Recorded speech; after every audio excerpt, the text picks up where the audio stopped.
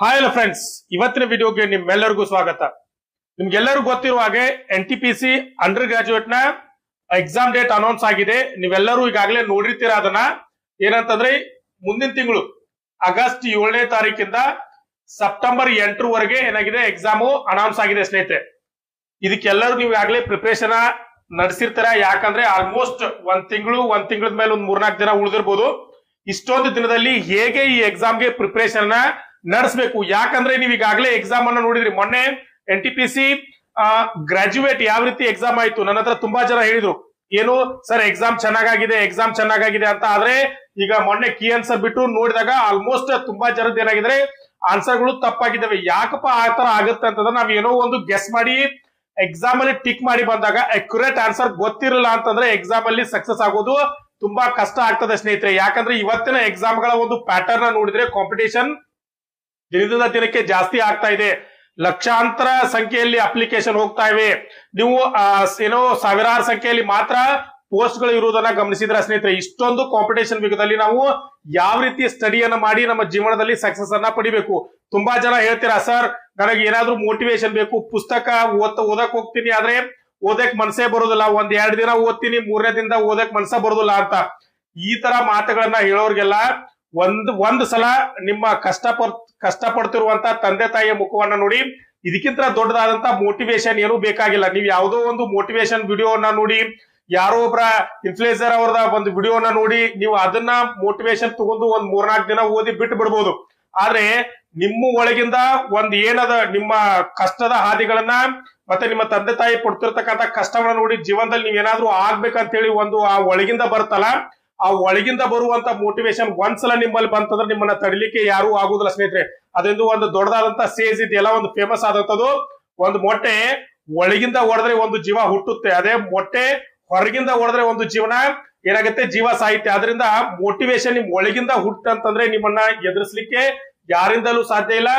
ಒಳ್ಳೆ ರೀತಿಯಿಂದ ಓದಿ. ಯಾಕಂದ್ರೆ ಈ ಕಾಂಪಿಟೇಷನ್ ಎಕ್ಸಾಮ್ ಅಲ್ಲಿ ಏನಂತಂದ್ರೆ ನಿಮ್ ಮೋಟಿವೇಶನ್ ಯಾರು ಹಠ ಬಿಡದೆ ಓದ್ತಾರಲ್ಲ ಅವರೇ ಮಾತ್ರ ಇದರಲ್ಲಿ ಸಕ್ಸಸ್ ಆಗ್ಲಿಕ್ಕೆ ಸಾಧ್ಯ. ಯಾಕಂದ್ರೆ ನಾವು ಒಂದ್ 3-4 ಚಾಪ್ಟರ್ ಓದಿದ್ವಿ, ಆಮೇಲೆ ಬಿಟ್ಬಿಟ್ವಿ, ಎಕ್ಸಾಮ್ 4 ದಿನ ಇದ್ದಾಗ ಓದಿದ್ವಿ, ಇವೆಲ್ಲವೂ ಆಗುದಿಲ್ಲ. ಯಾಕಂದ್ರೆ ಇದು ರೈಲ್ವೆ ಎಕ್ಸಾಮ್ ನಿಮ್ಗೆ ಯಾವ ರೀತಿ ಇರ್ತದೆ ಅಂತ ಗೊತ್ತಿದೆ.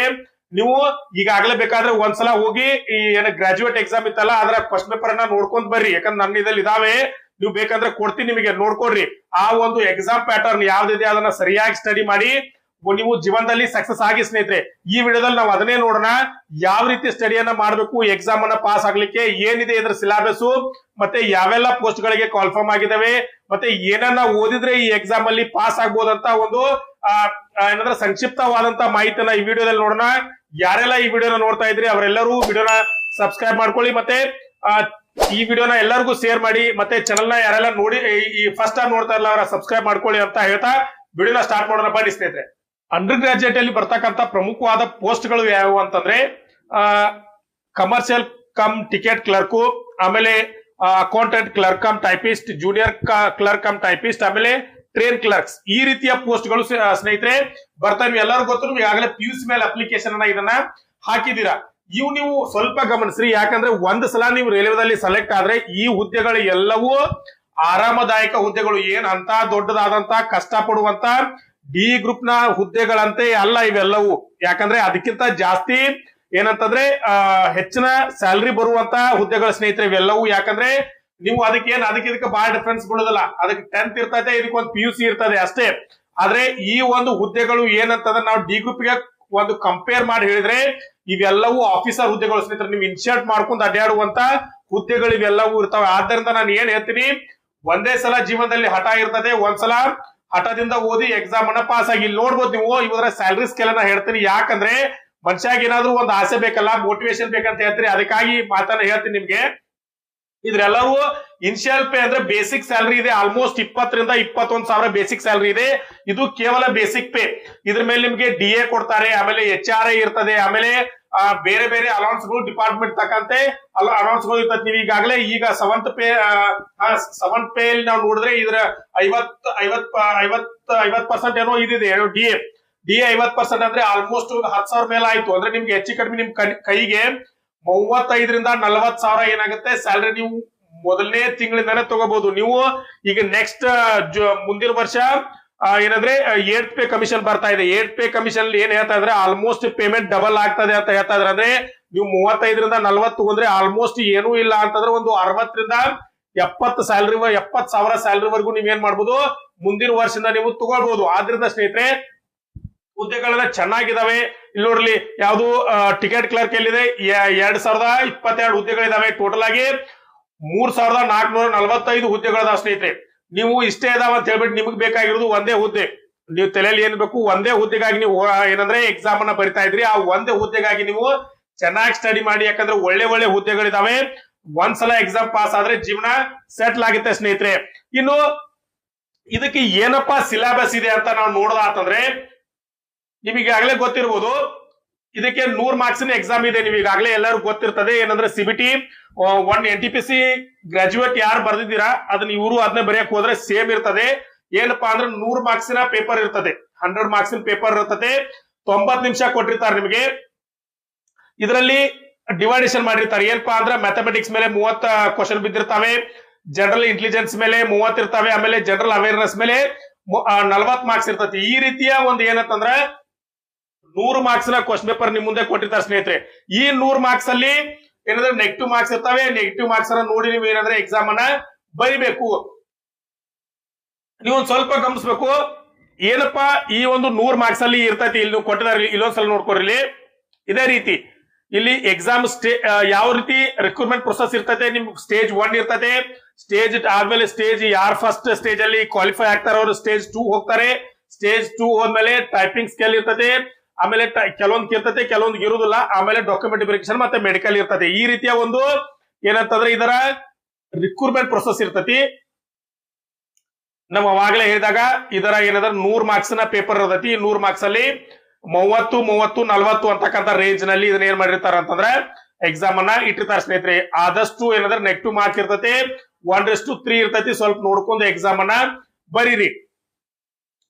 ಏನಪ್ಪಾ ನೆಕ್ಸ್ಟ್ ಏನಂತಂದ್ರೆ ಇದ್ರ ಸಿಲೆಬಸ್ ಏನಿರ್ತೈತಿ ಒಂದ್ ನಿಮಿಷ ನೋಡ್ತಾ ಹೋಗೋಣ. ಸಿಲೆಬಸ್ ಏನಿರ್ತೈತಿ ಇದ್ರದ ನೀವ್ ಈಗಾಗಲೇ ಎಕ್ಸಾಮ್ ಫಸ್ಟ್ ಬರ್ದವ್ರು ಗೊತ್ತಿರುತ್ತೆ. ಮ್ಯಾಥಮೆಟಿಕ್ಸ್ ಅಲ್ಲಿ ಅಂದ್ರೆ ಇದ್ರಲ್ಲಿ ಅಂದ್ರೆ ಮ್ಯಾಥಮೆಟಿಕ್ಸ್ ಎಷ್ಟಿದಪ್ಪ 30 ಮಾರ್ಕ್ಸ್ ಇದೆ. ಮ್ಯಾಥಮೆಟಿಕ್ಸ್ ಮೇಲೆ 30 ಇದೆಯಲ್ಲ, 30 ಮಾರ್ಕ್ಸ್ ಇದೆ ಮ್ಯಾಥಮೆಟಿಕ್ಸ್ ಮೇಲೆ. 30 ಮಾರ್ಕ್ಸ್ ಇದೆ ಮ್ಯಾಥಮೆಟಿಕ್ಸ್ ಮೇಲೆ. ಒಂದೇ ನಿಮಿಷ. ಈ 30 ಮಾರ್ಕ್ಸ್ ಅಲ್ಲಿ ಏನೆಲ್ಲ ಕೇಳ್ಬೋದು ನೀವು ಇದನ್ನ ಯಾವ ರೀತಿ ಇಲ್ಲಿ ಅವ್ರು ಆಲ್ರೆಡಿ ಏನಂದ್ರೆ ಸಿಲೆಬಸ್ ಅನ್ನ ಕೊಟ್ಟೆ ಬಿಟ್ಟಿದ್ದಾರೆ.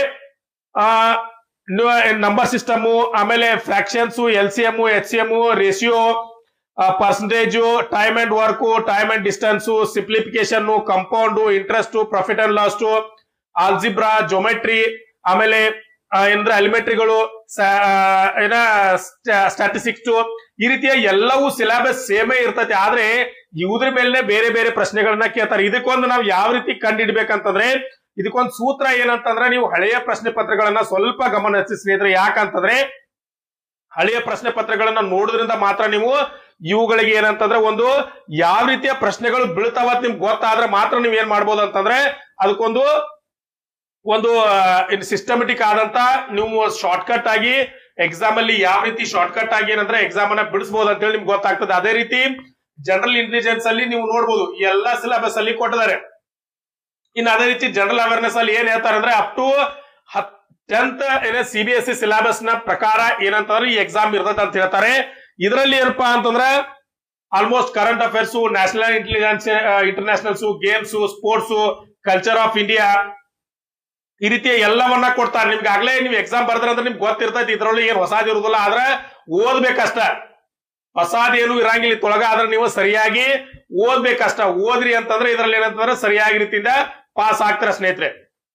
ಸರ್ ಏನನ್ನ ಓದ್ಬೇಕು, ನಿಮ್ ಚಾನಲ್ ಇಂದ ಏನಾದ್ರೂ ಸ್ಟಡಿ ಮೆಟೀರಿಯಲ್ ಕೊಡ್ತಾ ಇದ್ದೀರಾ ಅಂತ ಕೇಳಿದ್ರೆ ಖಂಡಿತವಾಗಿ ನಿಮ್ಗೆ ಹೆಲ್ಪ್ ಆಗ್ಲಿ ಅಂತ ಒಂದು ಏನಾದ್ರೂ ನೋಟ್ಸ್ ಪ್ಯಾಕೇಜ್ ಅನ್ನ ಮಾಡಿದೀವಿ. ಇವೆಲ್ಲವೂ ಪ್ರತಿಯೊಂದು ಸಬ್ಜೆಕ್ಟ್ ಗೆ ಬೇರೆ ಬೇರೆ ಆದಂತ ಏನಂದ್ರೆ ನೋಟ್ಸ್ ಇದೆ. ಒಂದೇ ಬುಕ್ ಅಲ್ಲಿ ಎಲ್ಲವನ್ನ ಕವರ್ ಮಾಡ್ಲಿಕ್ಕೆ ಯಾರಿಂದಲೂ ಸಾಧ್ಯ ಇಲ್ಲ. ಒಂದು ಏನಂತಾರೆ ಒಂದು 300-400 ಪೇಜ್ ಅಲ್ಲಿ ನಿಮ್ಗೊಂದು ಎಲ್ಲವನ್ನ ಕೊಡ್ತೀನಿ ಅಂತ ಹೇಳಿದ್ರೆ ಎಲ್ಲಾ ಸಬ್ಜೆಕ್ಟ್ ಕವರ್ ಆಗುದಿಲ್ಲ. ಆದ್ದರಿಂದ ಪ್ರತಿಯೊಂದು ಏನಂದ್ರೆ ಬೇರೆ ಬೇರೆ ನೋಟ್ಸ್ ರೂಪದಲ್ಲಿ ನಿಮಗೆ ಕೊಡ್ತಾ ಇದೀವಿ.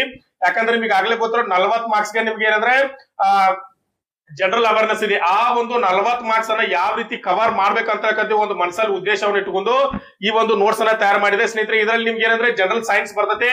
ಈ ಜನರಲ್ ಸೈನ್ಸ್ ಅಲ್ಲಿ ಏನಂತಂದ್ರೆ ಹಿಸ್ಟ್ರಿ ಏನಂದ್ರೆ ಬಯಾಲಜಿ, ಕೆಮಿಸ್ಟ್ರಿ, ಫಿಸಿಕ್ಸ್ ಇವೆಲ್ಲದ್ರ ಮೇಲೆ ಒಂದು ಸುದೀರ್ಘವಾದಂತ ಎಕ್ಸ್ಪ್ಲೇಷನ್ ಇರ್ತೈತಿ. ಮತ್ತೆ ಲಾಸ್ಟ್ ನಿಮಗೆ ಪ್ರಾಕ್ಟೀಸ್ ಮಾಡ್ಲಿಕ್ಕೆ ಕ್ವಶನ್ ಆನ್ಸರ್ ಸಹ ನಾವು ಏನಂದ್ರೆ ಕೊಟ್ಟಿರ್ತೀವಿ. ಇಂಪಾರ್ಟೆಂಟ್ ಆದಂತ ನೋಟ್ಸ್ ಸ್ನೇಹಿತರೆ. ಇದ್ರ ಜೊತೆಗೆ ಕರೆಂಟ್ ಅಫೇರ್ಸ್ ಕ್ವಶನ್ ಗಳು ಜಾಸ್ತಿ ಬಿದ್ದಿದ್ದಾವೆ. ನೀವು ಗ್ರಾಜುಯೇಟ್ ಅಲ್ಲಿ ಹೋಗಿ ನೋಡ್ಕೊಂಬರ್ರಿ. ಆದ್ರಿಂದ 2024ರಿಂದ 25ರವರೆಗೆ ಅಂದ್ರೆ ಜನವರಿ ಟು ಮೇ 17 ತಿಂಗಳ ಒಂದು ಕರೆಂಟ್ ಅಫೇರ್ಸ್ ಅನ್ನ ಕನ್ನಡದಲ್ಲಿ ಕೊಡ್ತಾ ಇದೀವಿ. ಇದರ ಜೊತೆಗೆ ಇಂಡಿಯನ್ ಹಿಸ್ಟ್ರಿ ಮೇಲೂ ಜಾಸ್ತಿ ಕ್ವಶನ್ ಗಳು ಬೀಳ್ತಾವೆ. ಇದರ ಮೇಲೂ ಅಂದ್ರೆ ಇಂಡಿಯನ್ ಹಿಸ್ಟ್ರಿ ನೋಟ್ಸ್ ಅನ್ನು ನಿಮ್ಗೆ ಕೊಡ್ತಾ ಇದೀವಿ. ಮತ್ತೆ ಇಂಡಿಯನ್ ಕಾನ್ಸ್ಟಿಟ್ಯೂಷನ್ ನೀವು ಮೊನ್ನೆ ನೋಡಿರ್ಬೋದು ಏನಂದ್ರೆ ತಿದ್ದುಪಡಿಗಳ ಮೇಲೆ ಮತ್ತೆ ವಿಧಿಗಳ ಮೇಲೆ ಸಂವಿಧಾನಕ್ಕೆ ಸಂಬಂಧಪಟ್ಟಂತ ಯೋಜನೆಗಳ ಮೇಲೆ ಜಾಸ್ತಿ ಪ್ರಶ್ನೆಗಳು ಬಿದ್ದಿದ್ದು ಅದನ್ನ ಮನಸ್ಸಲ್ಲಿ ಇಟ್ಕೊಂಡು ನಿಮ್ಗೆ ಏನಂದ್ರೆ ಒಂದು ಸಂವಿಧಾನದ ನೋಟ್ಸ್ ಪ್ಯಾಕೇಜ್ ಅನ್ನು ಸಹ ಕೊಡ್ತಾ ಇದೀವಿ. ಅದೇ ರೀತಿ ಜನರಲ್ ಅವೇರ್ನೆಸ್ ಅಂದ್ರೆ ಏನಂತಂದ್ರೆ ಜಿಕೆ ಸಂಬಂಧಪಟ್ಟದ್ದು.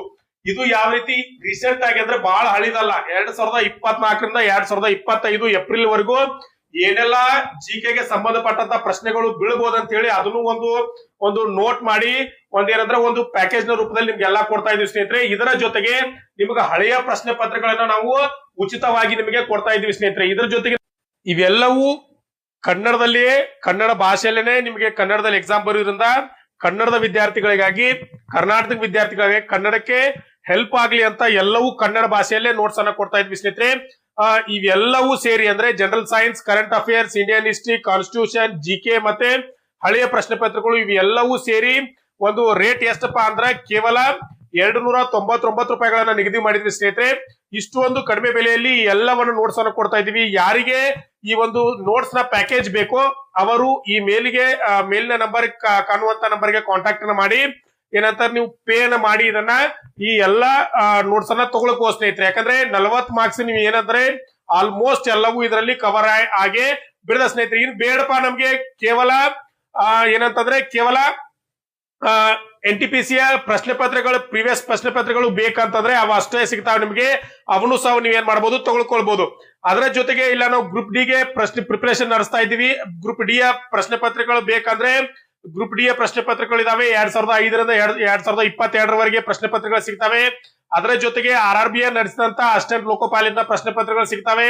ಅದರ ಜೊತೆಗೆ RPF S9 ಪ್ರಶ್ನೆ ಪತ್ರಗಳು ಸಿಗ್ತವೆ. ಮತ್ತೆ ಈಗ ಟೆಕ್ನಿಷಿಯನ್ ಗ್ರೇಡ್ 3 ಕಾಲ್ಫಾರ್ಮ್ ಆಗಿದಾರಲ್ಲ ಇದಕ್ಕಿಂತ ಹಿಂದೆ ಏನ್ ಕಾಲ್ಫಾರ್ಮ್ ಆಗಿತ್ತಲ್ಲ ಅದರ ಪ್ರಶ್ನೆ ಪತ್ರಗಳು ನಿಮಗೆ ಸಿಗ್ತವೆ. ಹೀಗೆ ಎಲ್ಲಾ ಪ್ರಶ್ನೆ ಪತ್ರಗಳು ಕೇವಲ ನೀವು ಈ ಪ್ರಶ್ನೆ ಪತ್ರಗಳು ಅಷ್ಟೇ ಬೇಕಂದ್ರೆ 99 ರೂಪಾಯಿಗಳನ್ನ ಪಾವತಿ ಮಾಡಿ ಈ ಪ್ರಶ್ನೆ ಪತ್ರಗಳನ್ನ ತಗೊಳ್ಕೋಬಹುದು.